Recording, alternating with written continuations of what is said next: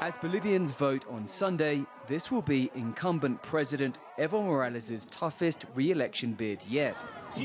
After 13 years in power, more Bolivian voters than ever before appear to want to change. Yet Morales could still win a controversial fourth term, even as critics cry foul. And his main rival in the polls, former President Carlos Mesa, calls it undemocratic.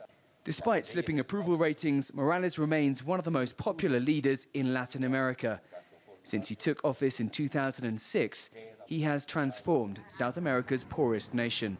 Crisscrossing the twin cities of La Paz and El Alto, this cable car network is perhaps one of Evo Morales' greatest legacies. But even among those people who are grateful to the president for his transformation of the country, there are many who feel it's time for a change at the top. Bolivia has been one of the region's fastest growing economies, with annual growth averaging at 4.9%. But economists warn of a looming financial crisis, and younger voters in particular worry that Morales wants to be president for life. Sometimes when you spend too much time in power, the power corrupts you. It's happened in the case of Venezuela, and we can see the results. It's also time for someone new in Bolivia. Among his achievements, Morales drew up a new constitution enshrining the rights of indigenous people and nationalizing the profits from gas exports. He halved extreme poverty, mostly through conditional cash transfers for the poor. We live better now. There's even money for the babies, and we elderly women also have money. That's why I'm thinking of voting for Evo.